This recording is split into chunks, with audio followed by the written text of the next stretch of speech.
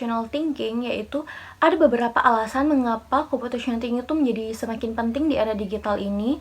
Yang menjadi latar belakang pentingnya computational thinking yaitu ada skor PISA.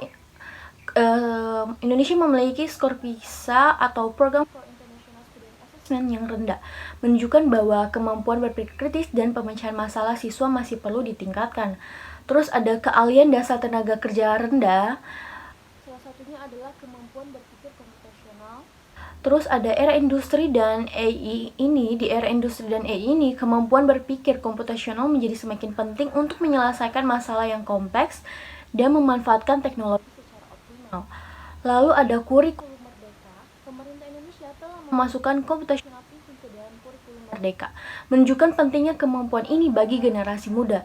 Terus ada peluang untuk memecahkan masalah. Computational thinking ini dapat membantu kita memecahkan masalah di berbagai bidang kehidupan seperti pendidikan, kesehatan, bisnis, dan lain sebagainya.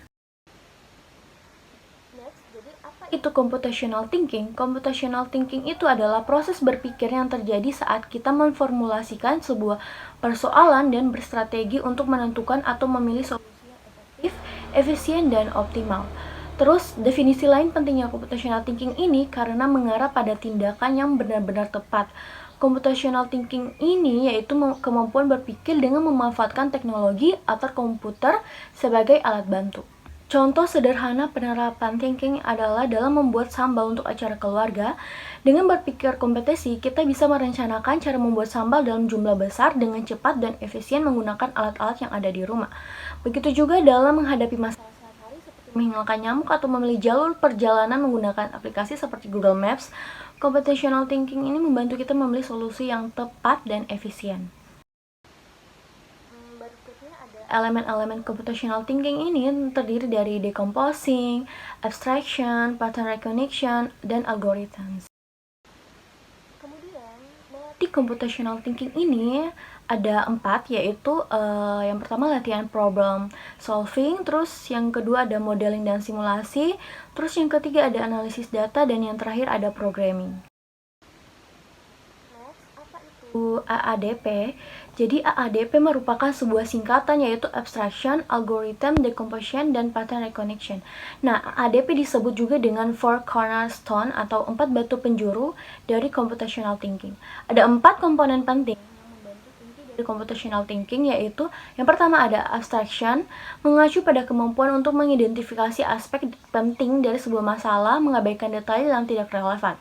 Contoh, saat belajar mengemudi, kita hanya perlu fokus pada hal-hal dasar, seperti bagaimana cara mobil bergerak maju atau berhenti tanpa harus terlalu memperhatikan detail teknis mesin mobil. Dalam konteks lain, saat mendekomposisi masalah, kita juga bisa memilih untuk tidak menggunakan semua komponen yang ada tergantung pada kebutuhan dan tujuan kita. Terus yang kedua ada algorithms, membuat langkah-langkah yang lurus atau aturan yang harus diikuti sebagai solusi dari permasalahan. Contoh, dalam memasak nasi goreng, setelah melakukan dekomposisi dan abstraksi, langkah terakhir adalah menjalankan proses pembuatan dengan langkah-langkah yang telah ditentukan secara sistematis. Lalu ada decomposition, adalah proses memecah masalah besar menjadi bagian yang lebih kecil dan lebih mudah dikelola. Contoh dengan memasak, di mana kita memecah resep masakan menjadi langkah-langkah yang lebih sederhana untuk menghasilkan hidangan yang lebih kompleks. Terus ada yang terakhir ada pattern recognition atau pengenalan pola, adalah kemampuan untuk mengenali kesamaan di antara dan di dalam masalah yang ada.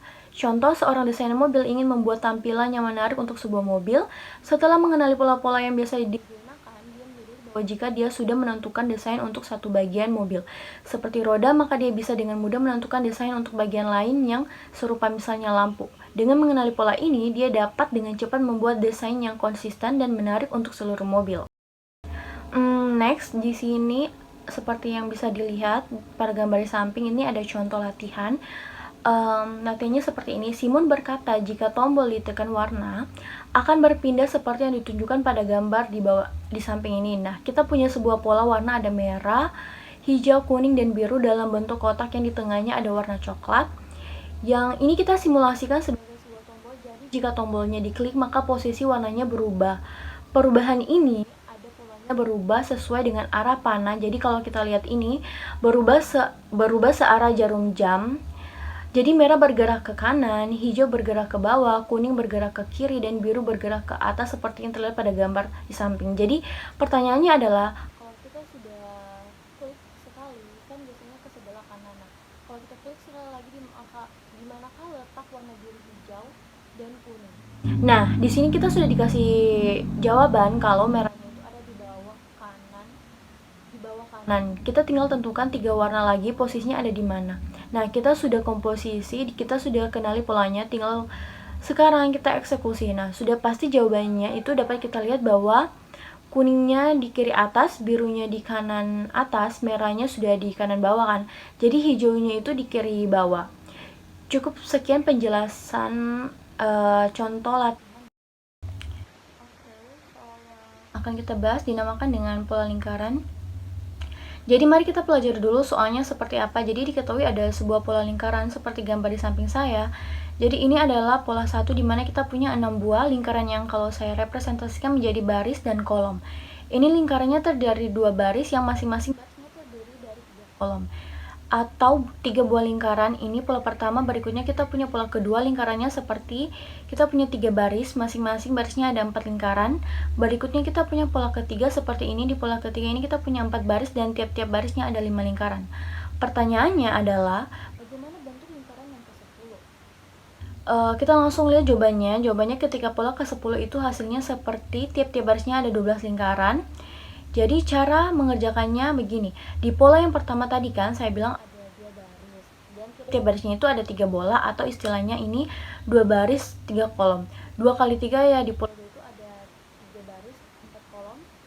3 kali 4 di pola ketiga itu ada 4 baris 5 kolom atau 4 kali 5. Sehingga kalau pola ke-10 jadi 10 tambah 1 jadi 11, 10 tambah 2 jadi 12. Jadi harus kita lakukan adalah mempelajari dulu polanya sehingga kita dapat cara mengerjakannya.